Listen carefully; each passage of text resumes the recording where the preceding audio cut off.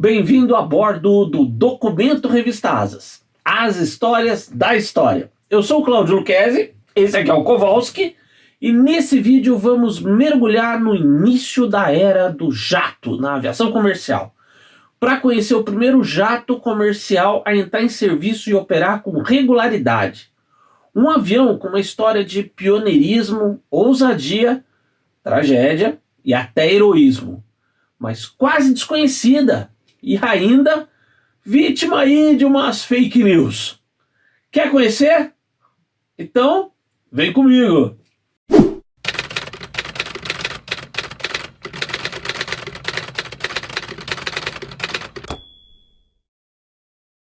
Oi pessoal, nesse documento Revista Asas, vamos conhecer a história de um avião pioneiro, junto com os nossos parceiros, a Embraer, a El Sistemas, Goodyear e o Hangar 33, o nosso jeito de vestir a aviação. E aproveita e já dá aí o seu joinha nesse vídeo e se inscreve no canal. Agora, senta que lá vem história, e das boas, hein? Olha só, em maio de 52, entrou em serviço o primeiro jato de passageiros do mundo, o de Havilland Comet 1. Mas, menos de 2 anos depois, em 54, 2 acidentes fatais sem explicação, com a morte de todas as pessoas a bordo, baixaram um véu sobre esse jato inglês. Nessa época os aviões não tinham o gravador de dados de voo, a tal caixa preta. Então rolou uma longa investigação, que revelou uma grave falha de projeto, ligada à pressurização.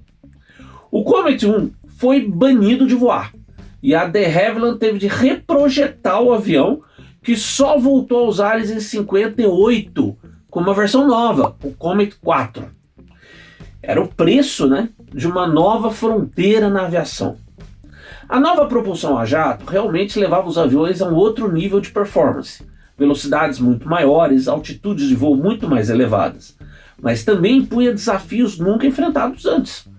Tinha muita coisa desconhecida, até sobre os fenômenos meteorológicos nas camadas mais altas da atmosfera, onde os jatos passavam a voar. E eram também tempos de Guerra Fria, Muita da segurança militar do Ocidente, amparada nos Estados Unidos, se baseava numa propalada superioridade tecnológica, e a propulsão a jato fazia parte desse pacote. Então, foi um trauma quando, na Guerra da Coreia, a União Soviética colocou em combate um caça-jato, MiG-15, que só tinha rival no então melhor caça dos Estados Unidos, o F-86 Sabre.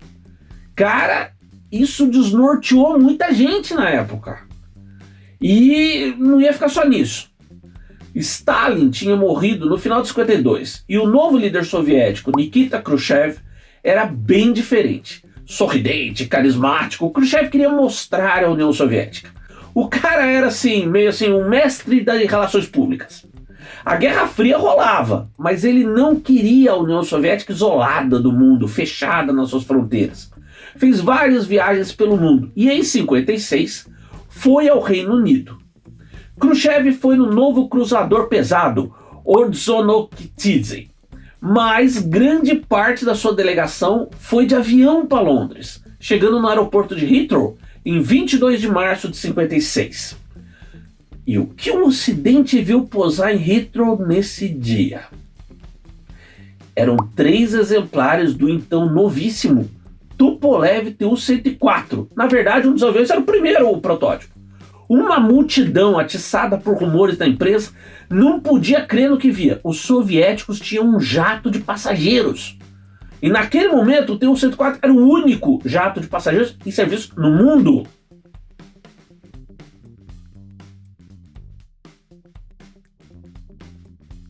Em 52, o OKB, liderado pelo já lendário Andrei Tupolev, trabalhava no programa do bombardeiro a jato Tu-16, que tinha voado em 1951. Mas então o chefe da companhia aérea estatal soviética, a Aeroflot, o Marechal Semyon Zavoronkov, um entusiasta das novas tecnologias, surgiu com a ideia da companhia soviética ter um jato de passageiros, um dos primeiros no mundo. E a ideia, claro, encantou Khrushchev, até pela questão do prestígio nacional, O OKB Tupolev já tinha uma tradição de criar aeronaves de passageiros a partir de tipos militares já testados, o que reduzia bastante o tempo de desenvolvimento, apesar de geralmente resultar em aviões comerciais de custos operacionais maiores, porque vinham de um tipo militar original. Já no sistema soviético, a lucratividade de um avião de passageiros não era um item fundamental. E, para o primeiro jato da Aeroflot, o bombardeiro Tu-16 oferecia uma base ideal. A chefia do projeto no OKB Tupolev ficou com Dmitry Markov. O design do cockpit, as asas, a empenagem e o trem de pouso eram os mesmos do Tu-16. A fuselagem, é claro, era totalmente nova. A do Tu-16 tinha 2,90 metros de diâmetro e era pressurizada apenas nos compartimentos dos tripulantes. A do Tu-104 era totalmente pressurizada, tinha 3,50 metros de diâmetro. Para a nova missão, também foi reposicionada a asa de meia altura na fuselagem para uma posição baixa. E com isso, apesar dos motores serem os mesmos AM3 do Tu-16, as entradas de ar eram novas. O Tu-104 foi previsto para uma vida útil de 25 mil horas de voo, ou 12 mil ciclos. E observando o que ocorreu com o Comet 1, Markov reforçou bastante a sua estrutura. Além disso, foi construída uma enorme piscina em Zhukovsky para os testes de pressurização. No fim, o futuro jato comercial era tão forte que em serviço ele foi apelidado de Ferro, o Tyug em russo. E só para você entender o motivo do apelido, hein? Quando o Tu-104 de matrícula CCCP 42400 foi examinado após completar 18 mil ciclos, ou seja, 50% a mais do que o seu limite de vida útil previsto originalmente, não se encontrou nele um único problema, dano ou falha estrutural. Pois é.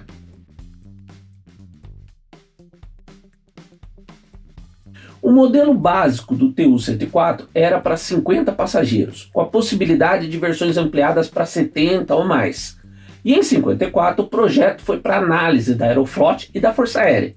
E depois de algumas modificações que foram sugeridas, o protótipo ficou pronto no início de 1955.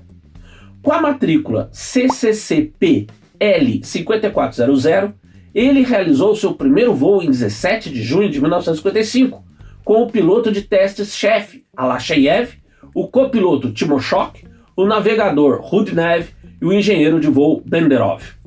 Agora, deixa eu comentar com vocês um ponto desse programa que eu acho especialmente incrível. Presta atenção, como você sabe, ao contrário dos Estados Unidos e do Reino Unido, que não tiveram seu território metropolitano invadido na Segunda Guerra, a União Soviética teve mais de 1,5 milhão de quilômetros quadrados da sua parte europeia tomados pelas tropas nazistas, que aplicavam uma guerra de extermínio e terra arrasada. Assim, em 1954, muito ainda desse território soviético estava sendo reconstruído. Kharkov, na Ucrânia, foi uma das cidades soviéticas que sofreram muito na guerra, mas com a vitória ela recebeu a fábrica aeronáutica 135, que já em 51 estava produzindo os treinadores militares a jato MiG-15 UTI. E aí, em maio de 54, o Ministério da Produção Aeronáutica definiu que a fábrica ia sediar a primeira linha de montagem do Tu-104. Agora, imagina a surpresa do diretor da fábrica, Likodei, com a novidade. Porque só a cauda do Tu-104 era maior que o MiG-15 UTI inteiro. Pois é, mesmo assim se trabalhou como louco, e a primeira linha de produção do Tu-104 foi ativada em junho de 55. Meu amigo, esses caras em Kharkov foram heróis. A linha de montagem foi acomodada no hangar do pré-guerra, que tinha sido parcialmente destruído, mas apesar disso era o único lugar com as dimensões apropriadas. Para começar a produzir, os caras montaram um teto de madeira compensada, com lonas de campanha servindo de portas. E a pista ainda era de grama, tá? Mas Likodei e a sua turma conseguiram, em 4 de novembro de 55, fazer o primeiro voo decolando com chuva fina da pista de grama. O primeiro Tu-104 de produção. E esse avião existe até hoje, hein? preservado no aeroporto de Vnukovo, em Moscou. Mais tarde, a fábrica aeronáutica 166-166 em Omsk e a 22 em Kazan também passaram a produzir o Tu-104. E no final de 56, a Aeroflot já tinha recebido 12 jatos.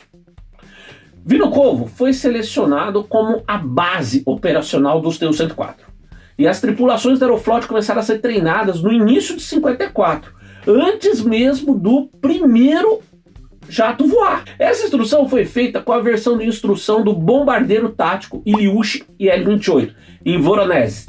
E mais tarde foi melhorada, com os tripulantes se qualificando primeiro no bimotor a hélice Ilyushin Il-14, seguindo para o próprio bombardeiro Tu-16 e desse, enfim, passando para o Tu-104.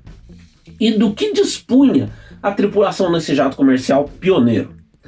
Para sua época, o Tu-104 era bastante bem equipado, ainda mais para um avião soviético.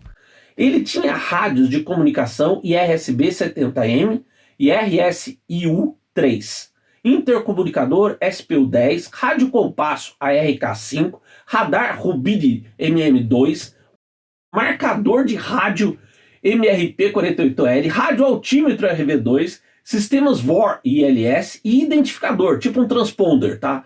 SRVO-2. O piloto automático era inicialmente o AP-52M, mas mais tarde ele acabou substituído pelo AP-6E. Mas, apesar de ter sido tão pioneiro na aviação comercial, não é fácil de se achar os dados de produção do Tu-104 em fontes ocidentais. Mas nós fomos atrás das fontes russas, e no texto desse vídeo você vai achar essas informações de produção completas. Então, enfim, entre janeiro e junho de 56 foi feita a certificação envolvendo 3 aparelhos, e em 15 de setembro de 56 o Tu-104 iniciou os serviços regulares com passageiro, com o primeiro voo feito pelo CCCP L-5413 na rota Vnukovo-Irkutsk, com escala em Omsk, 4.570 km, cobertos em 7 horas e 10 minutos.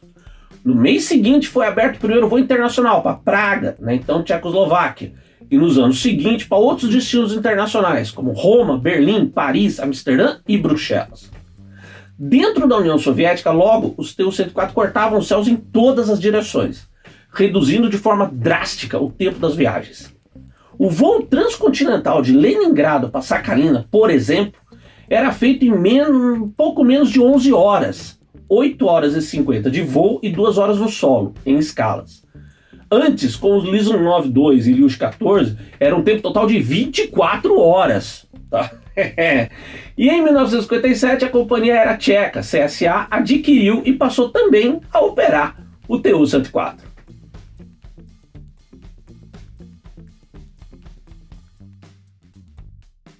Bom, eu falei do pioneirismo daqueles tempos, daquele alvorecer da era do jato.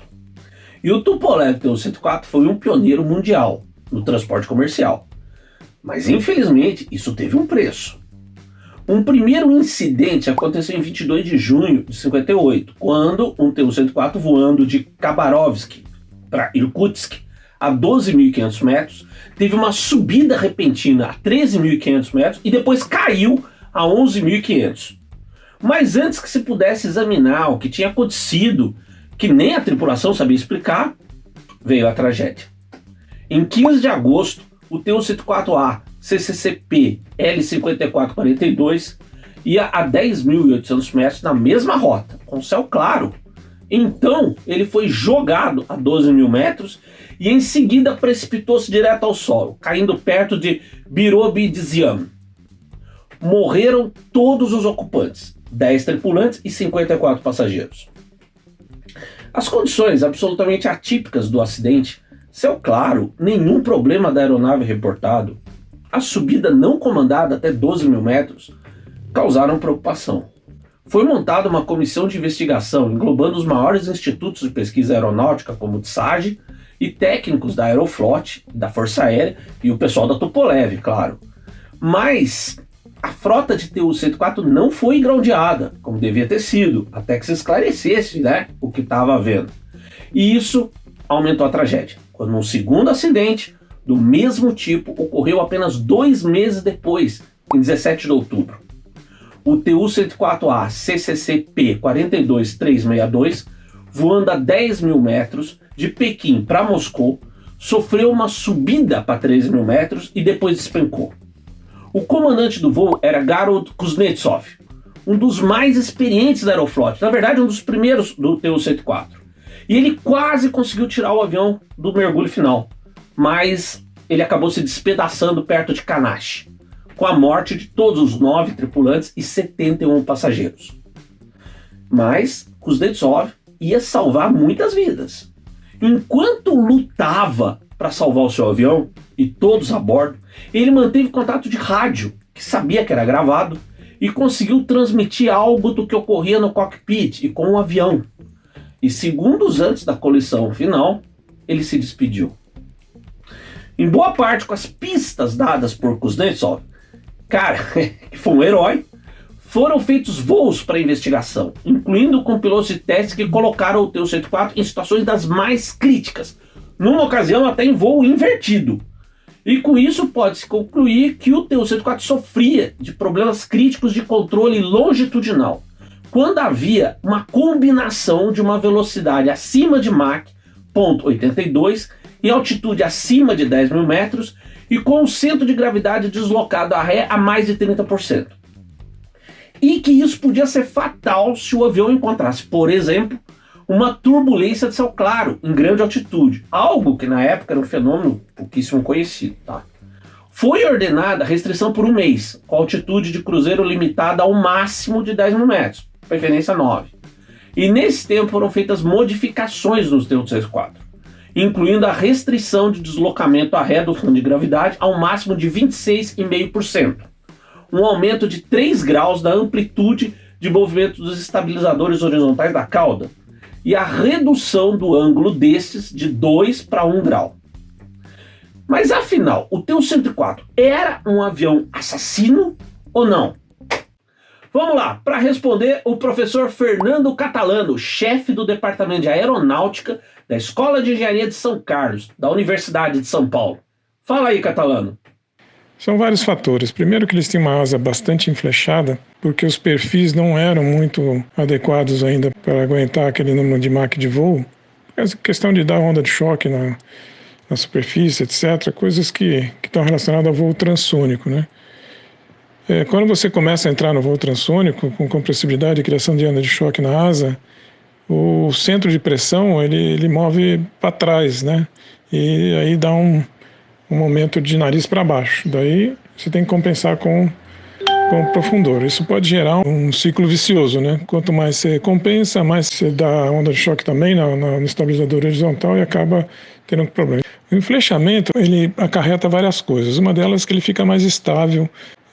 Se você tiver um side slip, ou seja, uma movimentação lateral, ele tende a voltar à situação original. Eles tinham uma asa muito enflechada, uma fuselagem mais comprida atrás do que na frente, então eles tinham excesso de estabilidade lateral devido ao flechamento. O que eles fizeram? Eles fizeram um pequeno anedro, né? Ou seja, um diedro negativo, para compensar esse excesso, para ter uma certa manobrabilidade em rolagem, etc. Mas aí você nunca tem nada sozinho na aeronáutica, uma coisa vai criando outra.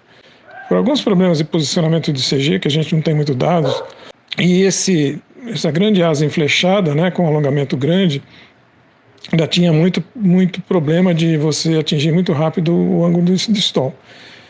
Aí surge um outro fenômeno, que é o que a gente chama de Dutch roll, né? Dutch roll é o avião fica tendo movimento de rolagem e de yaw ao mesmo tempo. Se você olhar para a ponta da asa, ela forma uma elipse, né? Agora, o maior problema que eu vejo que tem é a asa super enflechada. Asas enflechadas têm um problema muito sério que a gente chama de tip stall. Então, o stall dessas asas enflechadas, ela começa na ponta e vai para a raiz, que é muito perigoso isso, porque é onde você tem os ailerões. E mesmo, o que você faz? Você diminui o ângulo de ataque na ponta da asa para que compense isso. E eu acho que esse era um dos maiores problemas dele.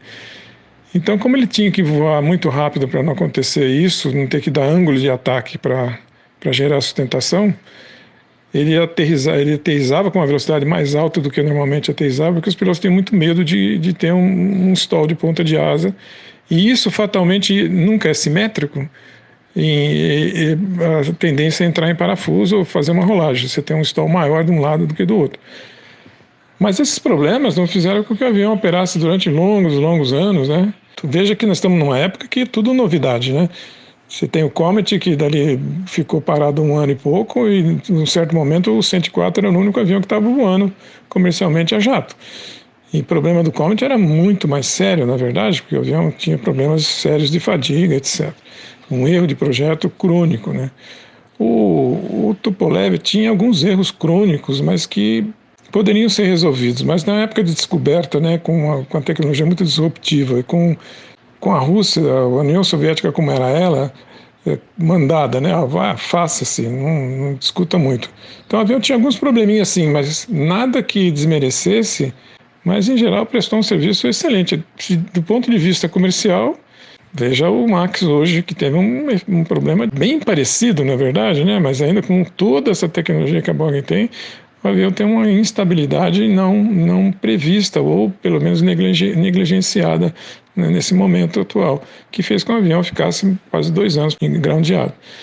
Mas, de certa maneira, é um avião maravilhoso, não é assim aquele bicho-papão como pintam, porque, na verdade, a maioria desses aviões com asas enflechadas, motores a jatos que funcionavam num regime muito ruim, gastavam combustíveis em excesso, quase todos eles tinham um problema.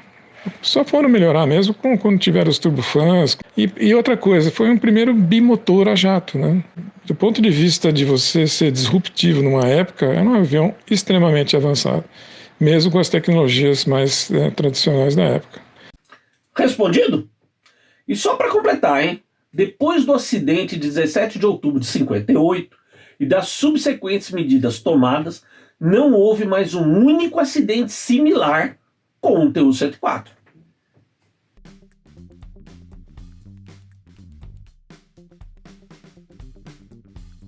Com o conhecimento da zona de perigo e as modificações feitas, os Tu-104 operaram na Aeroflot até 1979. E, aliás, ali na primeira metade dos anos 60, era o principal tipo da companhia, ao lado do turbo-hélice Ilyushin 18. Em 60, por exemplo, 1/3 de todos os passageiros de voos domésticos da União Soviética tinham voado de Tu-104. Quando a sua operação na Aeroflot terminou, depois de 23 anos de serviço, a frota tinha transportado mais de 100 milhões de passageiros em cerca de 600 mil voos, acumulando cerca de 2 milhões de horas voadas. Mas o Tu-104 significou também uma outra revolução no seu país. Quando entrou em serviço, era o mais bem equipado avião de passageiros soviético para sua tripulação, eu disse isso. E a redução no tempo de viagem gerou uma onda de expansão e modernização na estrutura aeroportuária soviética, e nas redes de apoio, de comunicações, navegação e de informações meteorológicas.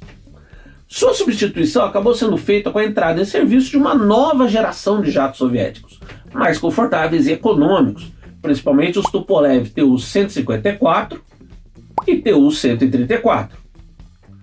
Na Força Aérea, a aposentadoria veio em 1981.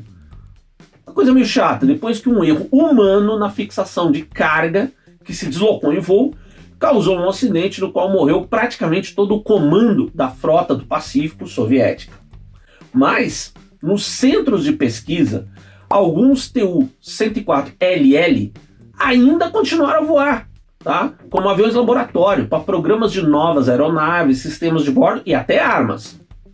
O último voo de um Tu-104, enfim, foi em 11 de novembro de 1986, quando o CCCP 42322 decolou do aeroporto de Sheremetyevo, em Moscou, e seguiu para Ulyanovsk, onde foi solenemente integrado ao Museu da Aeroflot. Gostou dessa história? Um grande avião revolucionário no seu tempo. E você soube tudo dele aqui no canal da Revista Asas. Não deixe de dar sua curtida, se inscrever, fazer seus comentários e sugestões. E passa também na nossa loja, hein? Assina a Asas e recebe conforto e segurança da sua casa. Aproveita as ofertas da loja online da Hangar 33. Abraço, Leco Kowalski, e até a próxima!